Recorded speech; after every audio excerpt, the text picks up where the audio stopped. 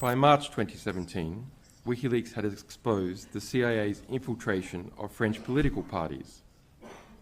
It's spying on French and German leaders. It's spying on the European Central Bank, European economics ministries, and its standing orders to spy on French industry as a whole. We revealed the CIA's vast production of malware and viruses, its subversion of supply chains, its subversion of antivirus software, cars, smart TVs, and iPhones.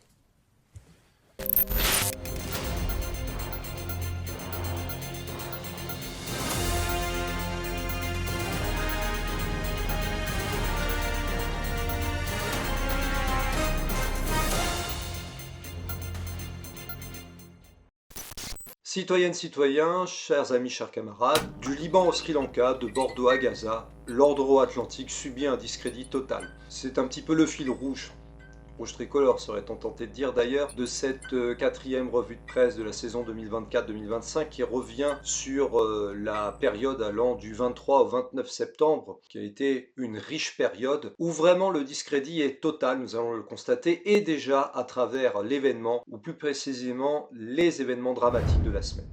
Car il y en a plusieurs, et cela concerne la destruction du Liban. Puisque depuis les attaques au Beeper dont nous avions parlé dans la revue de presse précédente, Israël a décidé d'attaquer massivement le Liban, plus précisément le sud de la région, quel qu'en soit le prix. C'est d'ailleurs ce que précise France 24 du jeudi 26 septembre en expliquant que Israël a promis de combattre le Hezbollah libanais jusqu'à la victoire, rejetant un appel international à un cessez-le-feu de 21 jours, pendant que les frappes aériennes massives se poursuivent sur l'est et le sud du Liban, où un commandant du Hezbollah a été tué. Ça, c'était le 26 septembre, et n'oublions pas qu'Israël prépare probablement une grande offensive terrestre. Il est vrai que le fasciste Netanyahou aurait tort de se priver de tout ceci, puisque l'État hébreu va par ailleurs recevoir près de 9 milliards de dollars d'aide militaire américaine.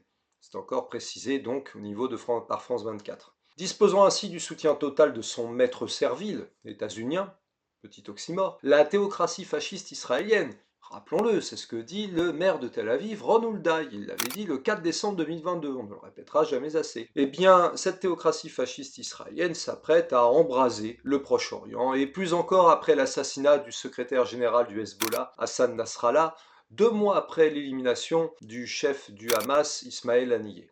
Comme d'ailleurs l'affirme un communiqué du pôle de renaissance communiste en France, publié sur Initiative communiste à ce sujet, Netanyahou et ses financeurs états-uniens n'ont décidément plus aucune ligne rouge dans leur marche à la guerre régionale, voire mondiale. Si bien que la priorité absolue est d'arrêter cet incendiaire professionnel avant qu'il embrasse tout le Proche-Orient et qu'il provoque une guerre mondiale. Et pour cela, exigeons que Netanyahou et ses sbires soient livrés à la Cour pénale internationale, comme le demande son procureur. Que des mesures soient prises immédiatement pour stopper la marche à la guerre, comme la fin de toutes les livraisons d'armes à l'État colonial d'Israël, dirigé par une clique de fanatiques sanguinaires. Sans parler du nécessaire boycott de toutes les importations en provenance d'un État qui s'assoit sur toutes les lois et décisions internationales. Ce type de moyen fut jadis employé avec succès pour arrêter un autre État prédateur, le régime sud-africain de l'apartheid. Et il est d'autant plus urgent de le faire que le Liban menace de devenir un nouveau Gaza.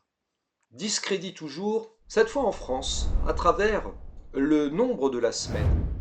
500. 500, cela fait référence au nombre d'étudiants qui font la queue en plein centre-ville de Bordeaux pour obtenir une aide alimentaire, comme l'explique France Bleu du mercredi 25 septembre 2024. La file indienne est si longue qu'elle serpente autour d'un pâté d'immeubles entiers situé au bout du cours Alsace-Lorraine, à 2 pas de la place Pays-Berland. La scène a de quoi interpeller les touristes ou les passants comme Edgar. « Bonjour, pourquoi vous faites la queue ?» demande le badaud. « Du coup, là, on attend pour une distribution alimentaire », lui répond Emmanuel, 22 ans, étudiant à l'université Bordeaux-Montaigne en solidarité internationale.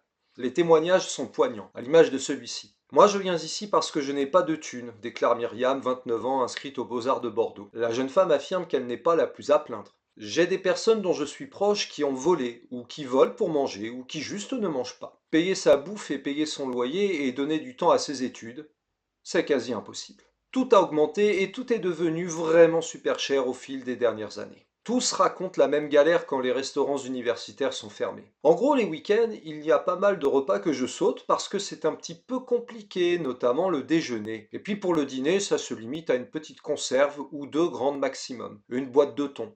Mais bon, bah, on fait comme ça, on boit de l'eau. C'est ce que confie Julia, 21 ans, en première année de DUT Sciences et Génie des matériaux. Autre exemple de témoignage. Pour se nourrir, Zoé se rationne.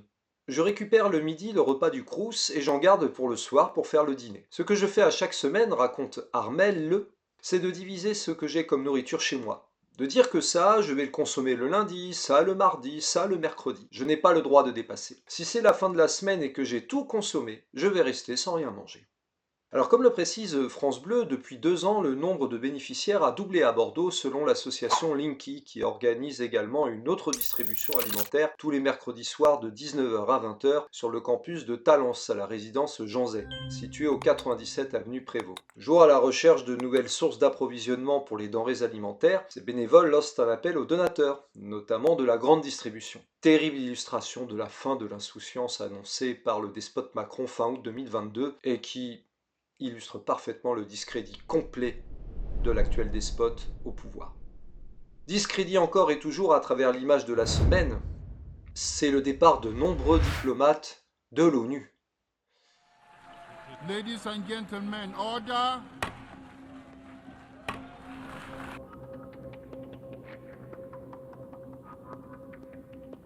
Ladies and gentlemen, I didn't intend to come here this year. My country is at war, fighting for its life. Benjamin Netanyahu, Prime Minister of the State of Israel.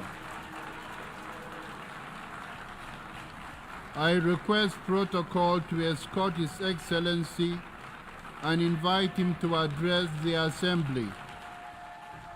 Ladies and gentlemen, order.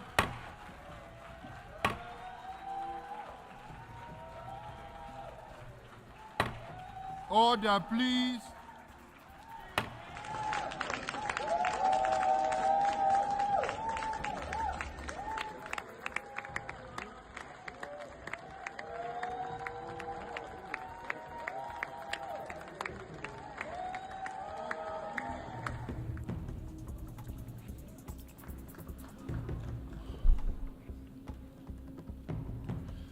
And here's the truth.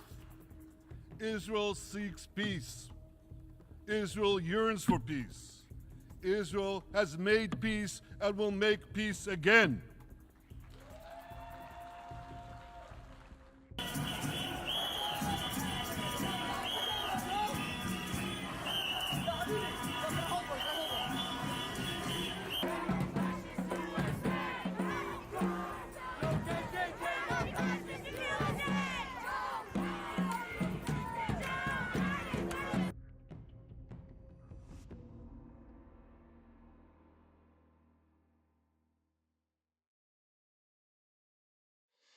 Il est vrai que le boucher Netanyahou est certainement le personnage le plus discrédité au monde à l'heure actuelle, puisqu'il a vu la tribune de l'Assemblée générale de l'ONU se vider de nombreux diplomates, comme l'explique le Huffington Post du vendredi 27 septembre 2024. Le Premier ministre Benjamin Netanyahou a eu droit à un accueil hostile lors de son discours attendu devant l'Assemblée générale de l'ONU à New York. 24 heures après sa promesse réitérée par Israël de combattre le Hezbollah libanais jusqu'à la victoire, et son rejet de l'appel de ses alliés à un cessez-le-feu.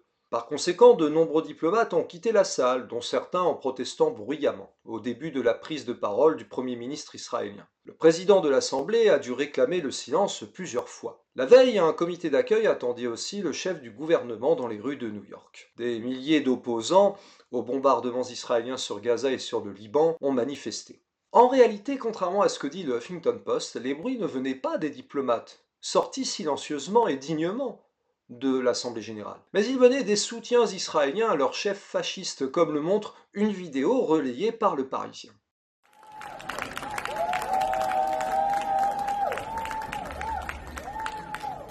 Le Premier ministre israélien Benjamin Netanyahou a été boycotté ce vendredi par une partie des diplomates qui ont quitté l'Assemblée générale de l'ONU à New York quand il est arrivé.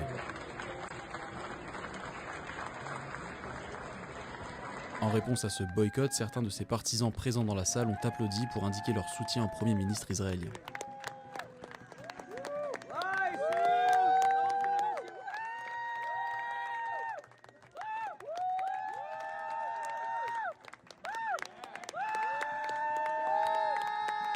De son côté, Netanyahou s'est adressé à l'Iran dans son discours en indiquant que si le pays frappait Israël, Israël frapperait en retour. Concernant la Palestine, il a déclaré que le Hamas devait quitter la bande de Gaza. Il y a belle lurette qu'il n'y a plus aucune dignité chez l'assassin totalement discrédité qu'est Netanyahou, qui d'ailleurs n'hésite pas à narguer ouvertement l'ONU, comme le précise toujours le Huffington Post. Le Premier ministre israélien aussi a été particulièrement vindicatif à l'endroit de l'organisation internationale. Je vous le dis, jusqu'à ce qu'Israël, jusqu'à ce que l'État juif soit traité comme les autres nations, jusqu'à ce que marécage antisémite soit asséché, l'ONU sera considérée par les gens justes comme rien de plus qu'une farce méprisante. Voilà ce qu'a lancé Netanyahou à la tribune. Un défi, si tant est que c'en soit un véritable d'ailleurs, également lancé à l'égard de ses plus fidèles amis. Car face à cette escalade, la France et les États-Unis, rejoints par des pays arabes et occidentaux, ont appelé mercredi, donc 25 septembre, à un cessez-le-feu immédiat de 21 jours pour donner une chance à la diplomatie. Mais le Premier ministre israélien Benjamin Netanyahou a assuré que l'armée poursuivrait son combat contre le Hezbollah, avec toute la force nécessaire, ce sont les termes de Netanyahou. Son ministre des Affaires étrangères, Israël Katz, a affirmé que ce combat continuerait jusqu'à la victoire et qu'il n'y aurait pas de cessez-feu dans le Nord. C'est que le discrédit des États-Unis et de la France atteint des sommets, même auprès de leurs plus fidèles alliés. Discrédit toujours, non pas à travers la personne de la personnalité de la semaine, mais plutôt la signification de cette personne. En l'occurrence, Anura Kumara Dissanayaka. Alors qui est-ce? Ça ne vous dit certainement rien, mais il se trouve que c'est le nouveau président du Sri Lanka, élu dimanche 22 septembre 2024, et dont parle RFI mercredi 25 septembre dans les termes suivants. AKD, ses initiales, on aura compris, un marxiste repenti qui pesait à peine 3% en 2019 a été propulsé à la tête du Sri Lanka. L'expression a fait florilège, marxiste repenti. Dimanche, à l'annonce de la victoire, lors de la présidentielle de la veille, du dirigeant de la coalition menée par le Front de Libération du Peuple, JVP. On a même lu sur le site de la presse au Canada que le nouveau chef d'État sri-lankais était un gauchiste. Il est vrai qu'Anura Kumara Dissanayaka, 55 ans, a été formé à l'école du parti sur son île. Il a presque une décennie de moins que M. Diaz-Canel, son homologue à la Havane. Mais lui aussi, ses héros de jeunesse avaient pour nom Marx, Lénine et Engels, ainsi que Fidel Castro ou Che Guevara, dont les portraits décorent d'ailleurs toujours son bureau. C'est ce qu'écrit l'AFP. Factuel aussi le fait de souligner qu'il y a 10 ans, lorsqu'il a pris la tête de sa famille politique de toujours, M. Dissanayaka a proféré des excuses au sujet d'un passé douloureux encore pas si lointain dans son pays. C'était à Londres, c'est ce qu'explique RFI, c'était à Londres, première étape d'une normalisation pour une organisation qui a beaucoup oscillé entre le fer de lance de la Révolution et la participation aux élections quand cela lui était permis. Oui, quand c'était permis. La victoire survient 2 ans après l'Aragalaya, mouvement qui avait conduit au départ du clan Rajapaksa du pouvoir sur fond d'explosion des pénuries, de l'inflation et de la colère. Le parti ne s'est pas impliqué directement dans les manifestations, mais il a capitalisé. C'est un homme neuf qui n'appartient pas du tout aux familles traditionnelles, et je pense que l'évolution du JVP est caractérisée de l'évolution générale du pays, c'est ce qu'explique l'économiste Eric Meyer. Vous voyez bien qu'on aurait tort de croire à une révolution, puisque le président élu a choisi de négocier, et non de rejeter, un plan du FMI, un plan d'aide, les fameux plans d'aide, dont la Grèce d'ailleurs a pu déjà mesurer l'efficacité. Même si pour la première fois au Sri Lanka, le pouvoir va passer des mains d'une poignée de familles privilégiées et corrompues à un gouvernement du peuple. C'est ce qu'on peut lire en tout cas dans le programme d'Anura Kumara Dissanayaka. Quel est le credo de ce dernier? La redistribution, la baisse des impôts sur les revenus du travail, la fin de la TVA sur les produits de première nécessité, ou encore l'augmentation de la protection sociale. Et surtout, la lutte contre la corruption, véritable responsable de la débâcle économique du Sri Lanka à ses yeux. C'était le principal cheval de bataille des discours puissants d'AKD, lancé aux foules avec sa forte voix pendant la campagne. Lutte contre la corruption des élites, lutte contre la mauvaise gouvernance, expression de RFI, les malversations, lutte aussi contre les entraves à l'action de la justice en la matière. Incorruptibilité de type robespierriste? On ne s'en plaindrait pas en tout cas. Ce qui est certain, c'est que le volontarisme est présent, et c'est une mauvaise nouvelle pour les États-Unis, voire pour l'Inde, puisqu'AKD était présenté comme le candidat de la Chine. Mais là encore, ne nous emballons pas. Son long voyage d'il y a quelques mois en Inde, à l'invitation des autorités de New Delhi, alors que d'aucuns s'interrogent parfois sur ses relations avec la Chine, démontre en réalité une volonté d'équilibre, qui, espérons-le, servira avant tout les travailleurs du pays qui en ont profondément besoin. Discrédit encore de l'ordre euro-atlantique à travers cette citation qui résume tout « Vous avez du sang sur les mains ». Cette invective a été adressée à un certain Emmanuel Macron. alors qu'il était en déplacement au Canada, le jeudi 26 septembre 2024, poussant le Tartuffe d'ailleurs à échanger avec les manifestants soutenant Gaza après une conférence de presse avec le Premier ministre Justin Trudeau, comme l'explique le Parisien. À l'issue d'un échange avec le public qui l'attendait sur les trottoirs, Emmanuel Macron est alors allé à la rencontre des manifestants pro-palestiniens dans une mêlée de journalistes et d'agents de sécurité. C'est un génocide qui est commis à Gaza. Vous pouvez l'arrêter. Non, pas vraiment. Vous offrez une couverture diplomatique à l'État d'Israël, ça c'est vrai. Ont enchaîné 2 d'entre eux, dont une jeune femme palestinienne qui a expliqué avoir perdu sa fille à Gaza. La France envoie de l'argent et des armes qui tuent des innocents. Nous voulons des actes. Vous pouvez mettre la pression sur Israël, ont-ils martelé. Le président, donc Emmanuel Macron, s'est attaché à répondre point par point en anglais aux accusations sans réussir à inverser le cours de la discussion. Soyons clairs, nous ne vendons pas d'armes. Nous demandons un cessez-le-feu. Nous sommes allés au Conseil de sécurité pour cela, a-t-il argumenté. En parallèle, nous devons travailler tous ensemble et décider ce que nous allons faire pour engager tous les pays de la région à stopper les groupes terroristes, a-t-il ajouté. La manifestante la plus virulente a alors répliqué que le mouvement islamiste palestinien n'était pas un groupe terroriste mais de résistance. Ce sont les paroles de cette manifestante. Non, ce que vous dites est inacceptable. Ils ont tué des centaines de personnes, a répliqué Emmanuel Macron en référence à l'attaque sans précédent du Hamas le 7 octobre contre Israël. Exaspérée, la jeune femme a fini par lâcher. Si vous êtes au pouvoir et ne pouvez rien changer, vous devez démissionner. Démission volontaire ou sous forme de destitution, c'est d'ailleurs ce qu'attendent des millions de travailleurs en France, et semble-t-il de plus en plus également en dehors, pour un despote totalement discrédité et carbonisé. Le discrédit, il a lieu aussi au niveau des luttes. Et l'infolute de la semaine est très intéressante puisqu'elle nous amène du côté des États-Unis, où se profile le spectre d'une grève des dockers. Le capitalisme états-unien est vraiment discrédité aux yeux d'un nombre croissant de travailleurs. C'est ce qu'explique l'opinion du samedi 28 septembre 2024. À quelques semaines de l'élection présidentielle, plusieurs dizaines de milliers de dockers se préparent à faire grève mardi, donc mardi 1er octobre, aux États-Unis, faute d'obtenir satisfaction dans les négociations de leur nouvel accord social, au risque de perturber les échanges internationaux. Les discussions entamées en mai sont suspendues depuis plusieurs semaines. Et au dire de l'Alliance maritime des États-Unis, USMX, qui représente les employeurs des grands ports de la côte Est et du golfe du Mexique, le syndicat des dockers ILA refuse de revenir à la table des négociations. L'Alliance a saisi jeudi l'inspection du travail, réclamant une injonction immédiate exigeant que le syndicat reprenne les discussions. Elle a également dénoncé des pratiques déloyales. Mais le syndicat semble déterminé à faire grève dès l'expiration, lundi 30 septembre, donc à 23h59 de la convention actuelle, car les propositions financières sont inacceptables.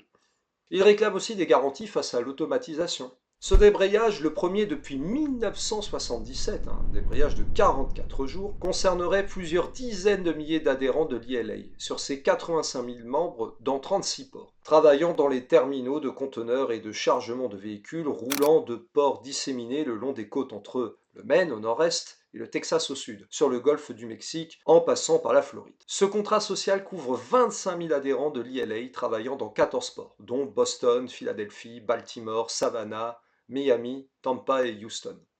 Mais la grève pourrait avoir une portée plus vaste. Une grève provoquera beaucoup de perturbations pour l'économie américaine et pour l'économie mondiale. C'est ce qu'affirme Brent Moritz, professeur de l'université Penn State spécialisé dans la gestion des chaînes d'approvisionnement. D'après le site spécialisé Lloyd's List, ces ports accueillent plus de la moitié des importations de marchandises en volume.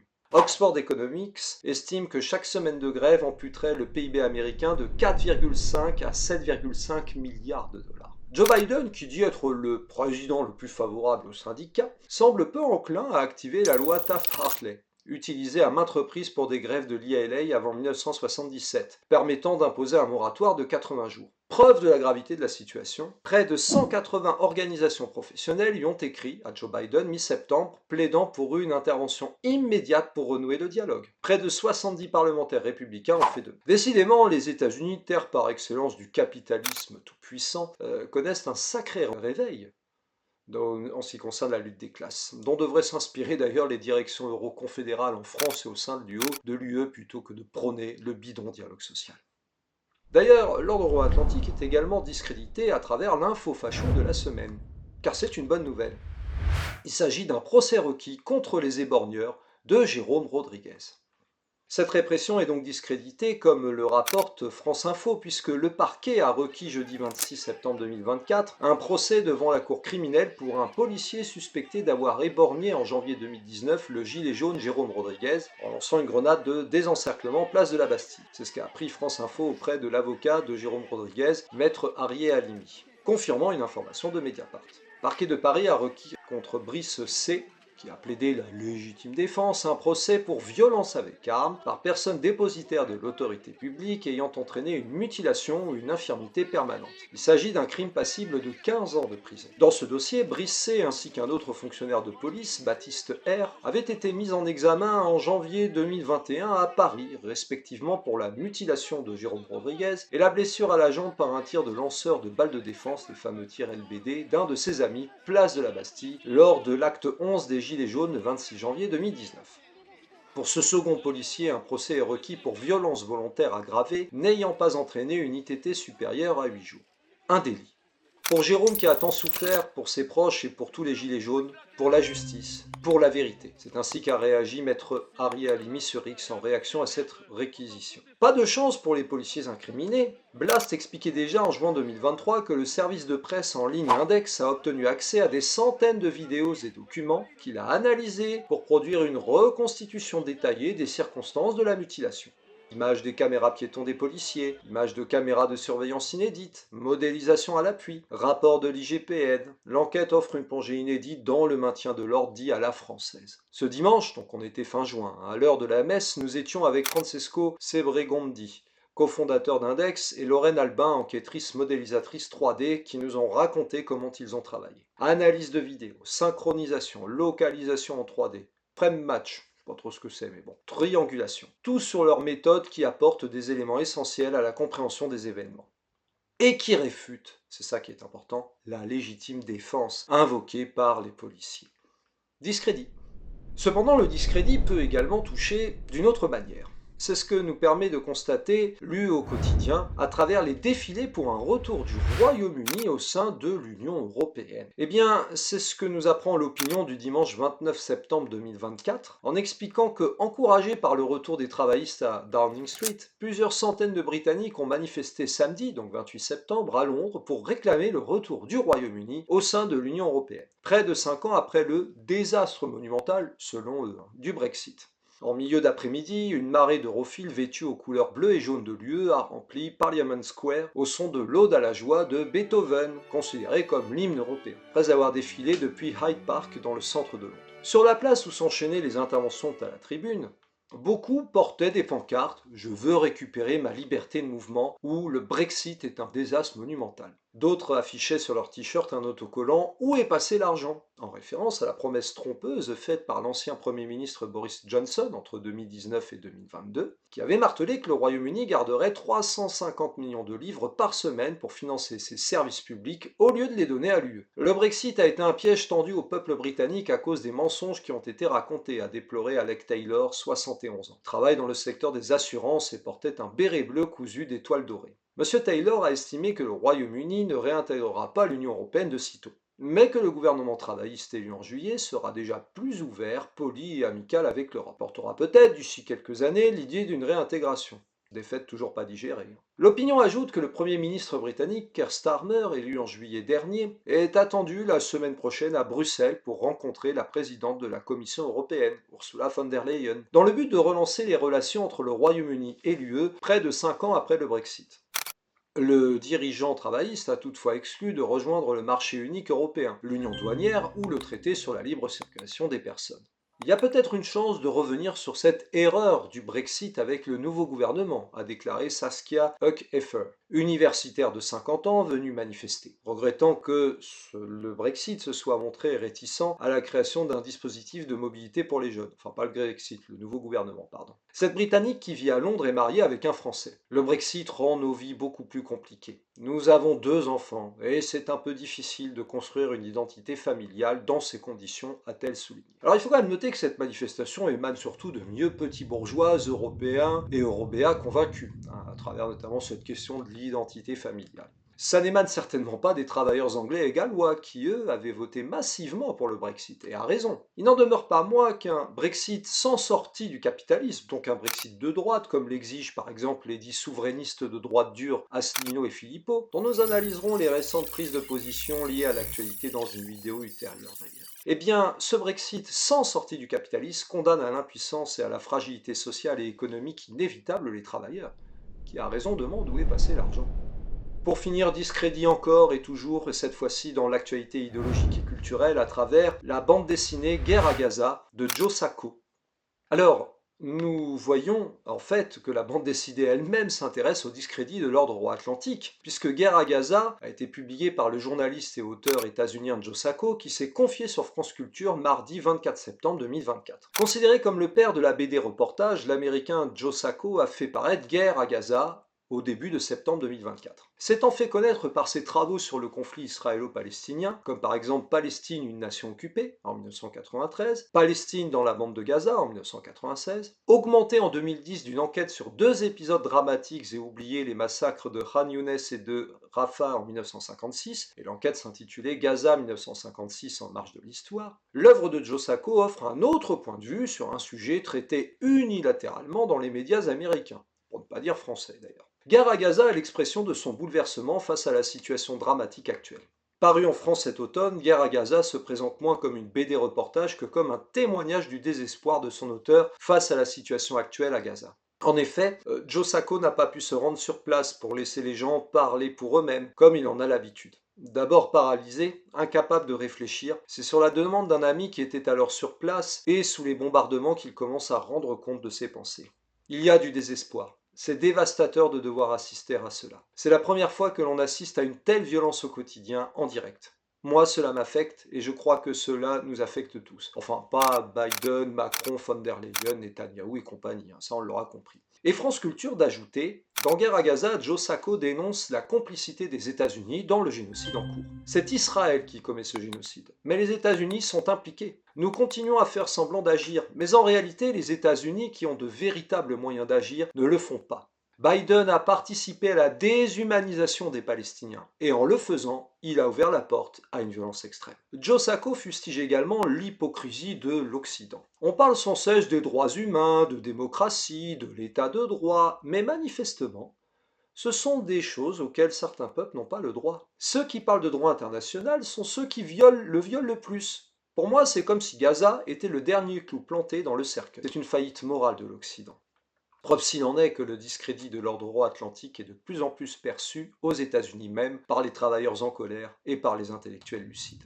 Il y a donc quelque part un message d'espoir à travers cette revue de presse, d'autant que le discrédit a débouché sur des résultats positifs historiquement. Et pour finir, pour cette mémoire rouge, replongeons dans le 25 septembre 1964. Car l'ordre colonial portugais a vu débuter officiellement la guerre d'indépendance au Mozambique menée par le Front de Libération Nationale, le Frelimo, d'inspiration marxiste-léniniste, qui avait été créé 2 ans plus tôt. S'appuyant sur la guerre entamée en Angola en 1961, le Frelimo, sous l'impulsion d'Eduardo Mandlane, assassiné en 1969, quelle surprise, et sous l'impulsion de Samora Machel, le futur premier président du Mozambique indépendant, et lui aussi assassiné par le truchement d'un accident d'avion en 1986, dont est clairement responsable le régime d'apartheid sud-africain, eh bien le Frelimo mènera la vie dure au régime salazariste portugais, contribuant à la chute de ce dernier lors de la Révolution des œillets. Révolution au sujet de laquelle avait été réalisée une vidéo au printemps dernier, publiée sur Initiative communiste et vers laquelle nous vous renvoyons. En tout cas, le Mozambique récoltera les fruits de ce combat en obtenant un cessez-le-feu en septembre 1974, ouvrant ainsi la voie à l'indépendance 9 mois plus tard. Comme quoi, mine de rien, mener cette bataille lié au discrédit de l'ordre euro-atlantique est central, et vous pouvez compter bien entendu sur le pôle de renaissance communiste en France qui ne cesse de le dire. Il est plus que temps de sortir de l'euro, de l'UE, de l'OTAN et du capitalisme, et pour cela de mener la bataille politique, idéologique contre cet ordre. Et c'est la raison pour laquelle nous invitons une fois de plus à diffuser cette vidéo sur l'ensemble des réseaux sociaux, X, Snapchat, Meta, Instagram, etc., à vous abonner au journal Initiative communiste, à consulter régulièrement le site Initiative communiste, à vous abonner également à la revue théorique Étincelle, et plus encore, à soutenir voire à rejoindre le PRCF et la JRCF qui œuvrent pour l'indispensable renaissance d'un vrai parti communiste en France et d'un syndicalisme de classe. C'est d'autant plus urgent que l'on voit que le discrédit de l'ordre euro-atlantique prend des proportions aussi énormes que la violence dont il se rend coupable. Le combat continue, camarades.